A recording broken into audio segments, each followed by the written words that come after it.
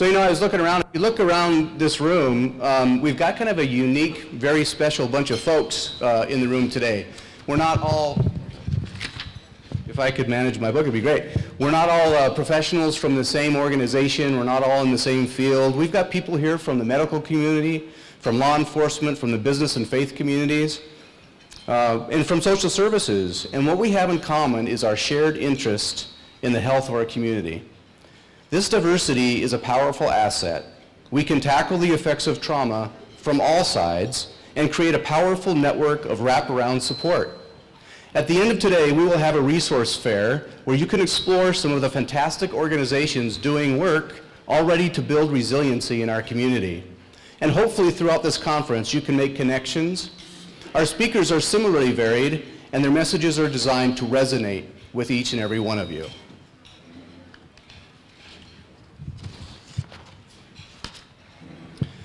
Our speaker this afternoon is Kim LeBlanc Esparza. Kim has been a public school educator since 1988, serving as a classroom teacher, curriculum specialist, and central office administrator. She began her career in Las Cruces, New Mexico, as an English teacher working with English language learners in a Title I school. In 2001, she opened Holstrom Options K-8 school and served as principal for 9 years. During her tenure, Holstrom was recognized as one of the top schools in Colorado. Kim served 2 years as executive director of K-12 schools in Adams 12 School District in the Metro Denver area. Kim joined the Newburgh School District as superintendent in July of 2012. Kim and her husband Ricardo co-authored the book, Strengthening the Connection Between School and Home. That was released last October. Please join me in welcoming Kim LeBlanc Esparza.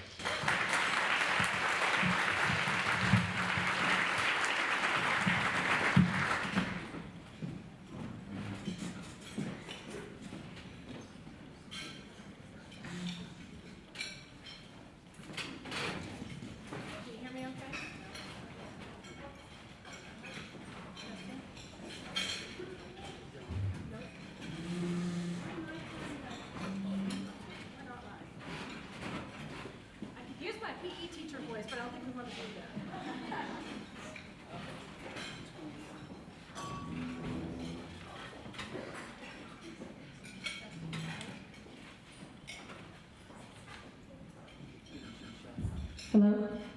We're live.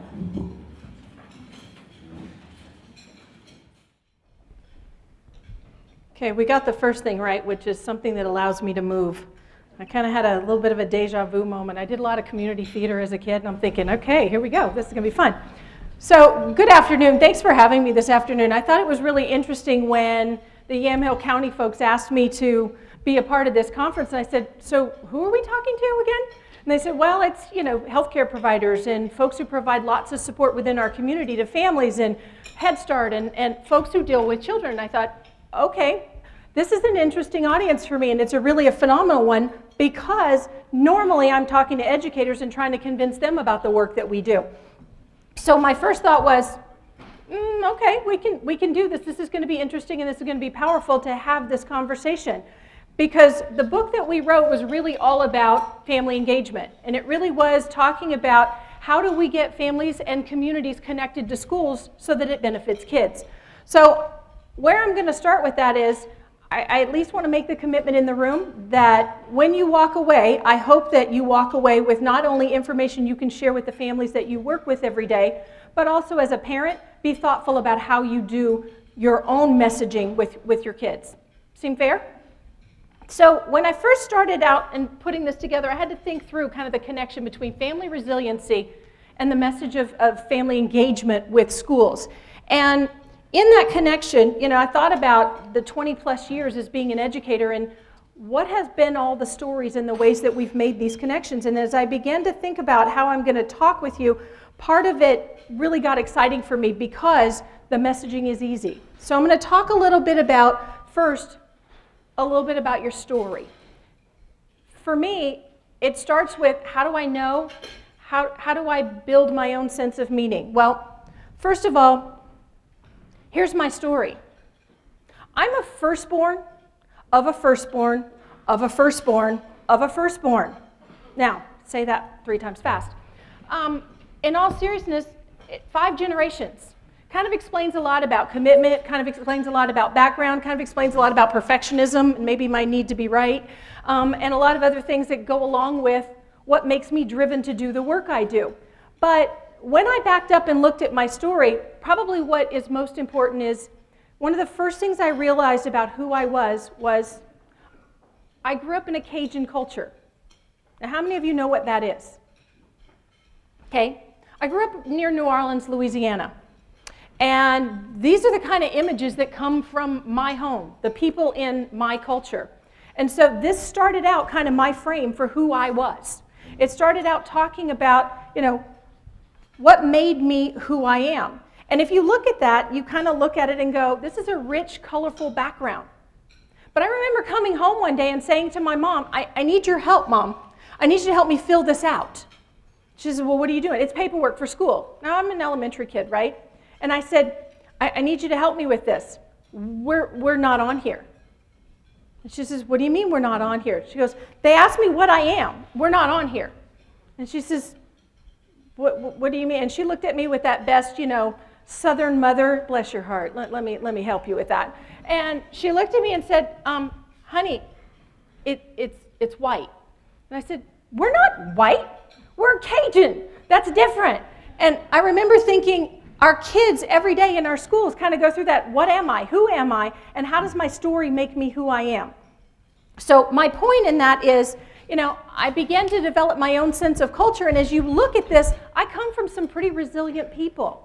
I come from folks that are deep-rooted in sense of community and sense of family, but I come from a culture that is really known for being very low level of education and a lot of poverty. Now, that being said, what's really interesting about my story in that is that wasn't my experience at all. My experience was my parents went to college. I was born on the LSU campus. In fact, my dad was a football player. My mom was a student there. I grew up, and one of my first memories is my mother walking me up the stairs of the married student housing, making me count the stairs. Now think about that message. Think about how, as a parent, that's a message of learning, right? So that we're going to come back to that in a little bit. My mother was an artist. She was a Mardi Gras costume designer. So I grew up in a very colorful family, learning all about rich heritage and what we did. My family, we had lots of experiences. I went to museums and I did all of those things. In fact, I was Queen of Mardi Gras in 1979, one of those little known facts. I grew up playing sports. I grew up doing a lot of things that middle class, fairly affluent, parents educated kind of kids do. In fact, one of my first experiences I remember in middle school is going off to camp and having an experience where a young lady, a roommate kid asked me where I was from, and I explained. And I started to explain what it was to be from the bayou, what it was to be from a swamp. And of course, she wanted to know, did we have electricity? And then she wanted to know if I had a pet alligator. I didn't want to break it to her that the answer was yes at one point. But in all seriousness, my culture was different. And yet, I come from a family that gave me a very clear sense very early on that education was powerful. My family knew how to harness the power of education. They sent me to good schools. They monitored my progress. They made sure and checked my grades. I was expected to do well. In many ways, I was that student that schools are made for. Now, my husband's experience, completely opposite of mine. My husband was the middle child of 5 children. Some of his early memories are of family, but it's family working together. Living in migrant camps, waking up in the dark, going out and cutting your rows of asparagus before you go to school in the morning. And he talks about his first job being rock picker. It actually said that on the check, rock picker. Can you imagine? I think about that. He learned the power of work very early on. He was expected to help out, and he was expected to contribute to the overall family. But more profoundly, he remembers a very clear message from his dad. If you don't want to do this every morning, you've got to get an education. If you don't want this to be your life for the long haul, you've got to get an education. Now, this was important because you see, my mother-in-law and father-in-law have a 4th grade education. They taught themselves English. They went through schooling only until they were about 9 years old and had to help the family. But they knew the life that he was destined for if he didn't get an education. They didn't know how to help him. And they certainly didn't know how to sit down with him and do homework and all of that. But they knew what the power of education would do for him, and they sent that very clear message. They didn't even monitor his grades, but his pathway was truly different from mine. So earlier this year in the Newburgh School District, we began our year with a video that we called All Means All. We really did try to send the message throughout our system that our students have to be looked at each as individuals and what their stories are. This video actually captured the stories of 6 students in the Newburgh School District. These students talked about what had been challenging in their education, why they were at risk, but the most powerful thing they talked about was why they were committed to get their education, why it was so important to them for them to finish their education. And every single one of them talked in some way about it being important to their family. So that's the story that we have for so many children in our system today, right?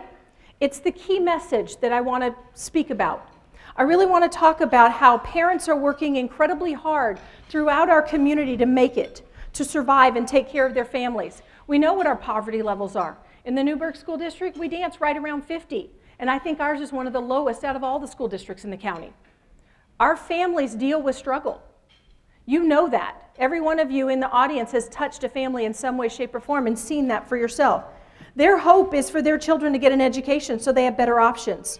The challenge is that many of these parents didn't have that option, and so therefore they're hoping that their children will get it. So how do we help them? Well, I'm going to tell you now, my message is going to be pretty simple today.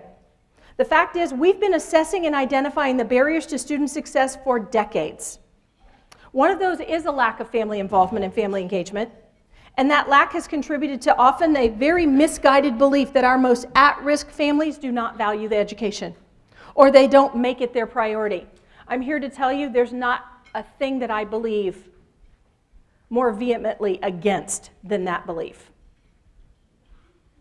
Our families do value education. They just can't always contribute in the ways that we have defined because we're looking through a lens that talks about volunteerism, that talks about contributing, that talks about doing things that require time and or confidence academically. So I'm going to talk about ways that families can be involved and ways that you can help spread this message. So I'm going to ask you a question. How many of you believe that families and parents have the ability to positively influence what happens to a child? I hope all your hands are up. Well, it turns out there are a lot of people who agree with you. In fact, in 2011, Gallup poll told us that 77% of people polled believe that parents and family have the ability to positively influence a child's education. In fact, they went on to say they believe that a parent is a more important factor than school in determining whether a student learns. That's a pretty powerful message. So if we believe that, why wouldn't a parent take advantage of that? Well, I would say what we know is that oftentimes our parents lack confidence in their skills. Oftentimes our parents avoid that situation because they don't have confidence they can help. Or many of our families have schedules that severely limit the time they have to engage with their kids. And in other cases, it's simply not the cultural norm to come get involved in the education business. They trust us as professionals to do that work. So where does that leave us? Well, there's a gentleman by the name of John Hattie. He's a researcher in New Zealand that really turned a lot of what we do in education on its ear. John Hattie took over 800 different studies across decades of time, and he came up with this synthesis of what are the things that matter in education? What are the things that make a difference? And one of the areas he studied was family engagement, family involvement and family engagement.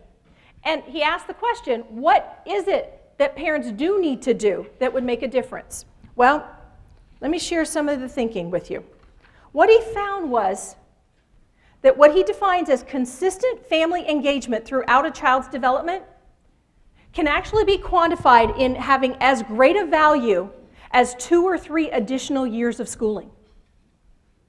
Now think about that for a second. In the state of Oregon, we've been talking about the fact that we have a rather short school year, right? And cumulatively over time, if you add that up, some of our kids are in school a year less than their national counterparts.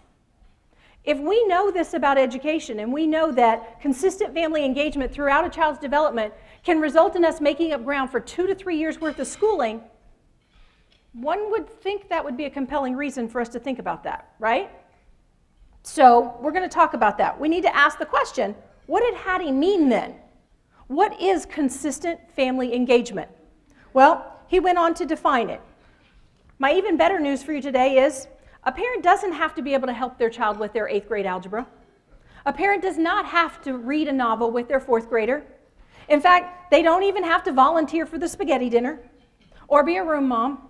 The reality is, it's really all about expectations. And this is where it gets exciting.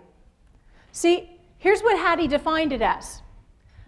Setting goals together. Simply sitting down with the child, I knew I was going to do that. Sitting down with the child and having a conversation about the importance and the value of education. Sitting down and talking about, what does education do for you? How does it make a difference? Why do I expect you to do well in school? Why do I expect you to get good grades? Why is it important for you to read and practice? Setting expectations. Think about it. It's an element that doesn't require an innate ability of any kind other than to look your child face to face and say, I expect you to do well in school. Our families can do that. If you look at the second one, showing enthusiasm for learning. Anybody who's ever had a 3-year-old and sits down on the floor with blocks or playing with Play-Doh or finger painting knows that showing an enthusiasm for learning is an easy thing. Teaching kids that it's fun to learn. It's not a drudgery. It's something that's exciting. I'm going to give you an example. So we got a 5-year-old. They go to the Christmas tree and they take out the present and they rip it open. And it's a new pair of rollerblades, right? It's inline skates. And you go, wait a minute. Now you can't put those on until you read the owner's manual. And you have to go through and make sure you understand all the safety features of these. You just took the love of learning right out of that because they're going to throw those things on, throw on a helmet, and get outside and start playing, right? That love of learning, it's natural, it's innate. Fostering that is huge. Again, anybody can do that. If you think about encouraging good study habits, setting aside time to do the work that is school, giving students a quiet, safe place to do their homework, or encouraging them turn off the television, spend time reading, spend time on your work. How about teaching kids that maybe taking on studying the night before a test about 11:30 is probably not your best strategy? Teaching them not to cram, but to time manage effectively. I know probably many of us in the room did that when we were in college, but maybe if we could teach kids when they're young to not develop those habits, that's that piece we're talking about. Getting kids to learn those strategies early. Asking questions about learning. I was always that mom. My kids talk about it today, and I have a daughter that's 26 and one that's 21. And they roll their eyes when they talk about, yeah, every time we got in the car, Mom would pick us up, we were getting ready to go to practice from school, and my mom was never the one that said, how was school? Where we could go, fine. Yeah, not so much. So tell me about your English class today. What did you guys read? What questions did your teacher ask? I was always asking those kinds of questions. I could do that. Not every parent can do that. However, how was school and not accepting fine as an answer? Most parents can do that. And talk through, what'd you learn today? Rate it on a 1 to 5 scale. How was it working out for you? What got in your way today? Just asking those kinds of questions to not get a, yeah, it was all right, kind of an answer. Again, one of those pieces that anybody can do. Value experimenting and learning new things. How many of you have ever taken on a recipe in your kitchen with one of your kids? It's a whole lot of fun, right? When it goes well. But if you think about it, value experimenting, trying stuff out. Again, fostering that love of learning. The aha factor, right? giving kids an opportunity to discover. Again, you don't have to know how to do algebra to be able to do that. It's sending a message. It's fostering it in kids. Finally, the last one, enjoying reading.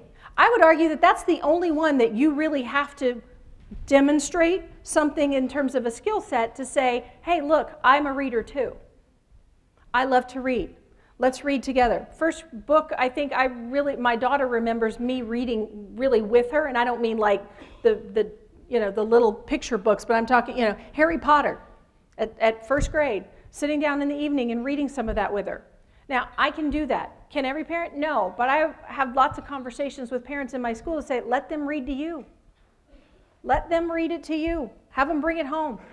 Those kinds of things. Enjoying that and showing a love of that. So, all of these are important factors that this is exactly how John Hattie characterizes what he means by the value of parent engagement. You with me so far? So, our folks can do that. Our parents have the capability of doing that. And one would argue that it would make a huge difference if we got that message out to all parents that they have the capability of doing those things.